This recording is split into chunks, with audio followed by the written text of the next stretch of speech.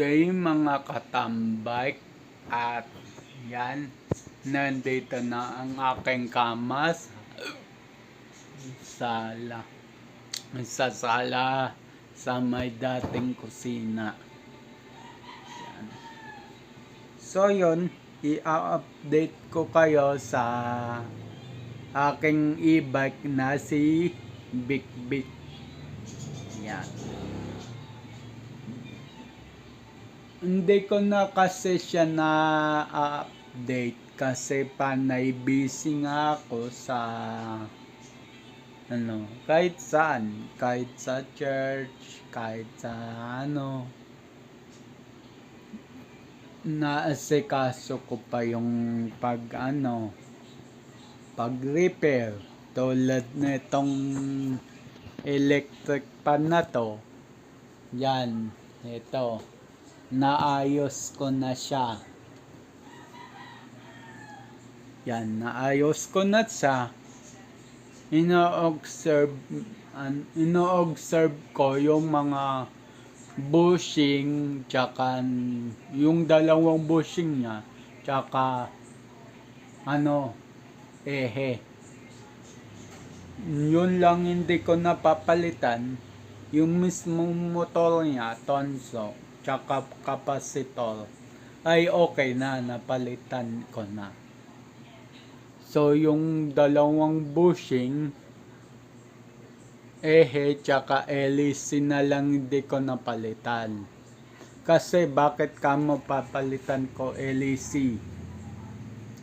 Yung half mo ng hélice ay bumilog na siya.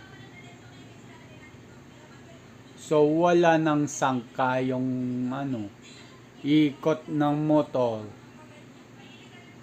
So papalitan hélice, bushing, tsaka yan. So yun, i-update ko kayo sa e-bike ko kay Big Big. So puntahan natin si Big Big. Yan, may maaraw na. Dami kong in-upgrade dito na hindi ko na-i-vlog. Yan. So naglagay ako ng cortina. Yan, tinali ko muna sa poste. And then bumili ko ng mga kandado. Yan, may speaker pa siya. Yan yung padlock niya. And then cellphone holder, water holder. And then may mini solar siya. Yan. Yan ang ko. Yan.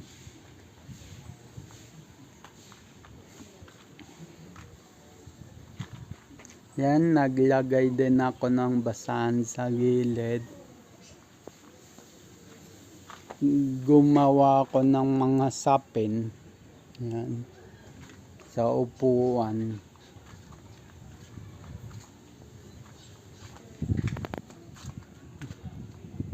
So yun, halos lahat doon sa e-bike na yun. Hindi naman halos lahat. Pinalitan doon kay Big Big kasi yung mga bearing niya may shake. Yan, dalawang bearing pinalitan. Tapos hindi lang pala dalawa, tatlong bearing. Yan, tatlong bearing siya pinalitan. Yan. Ito sa harap. Ito sa manibela, knuckle bearing. Tapos ito yung sa likod na gulong. Tapos napalit ako ng throttle and reverse control. Nagpalit ako ng mga tail lights. pakita ko na lang, hindi ko yan, napalit ako ng side mirror, tail lights, yan, battery cable, yan, limit switch, brake light switch, throttle, yan. So, yun lang muna napalitan ko.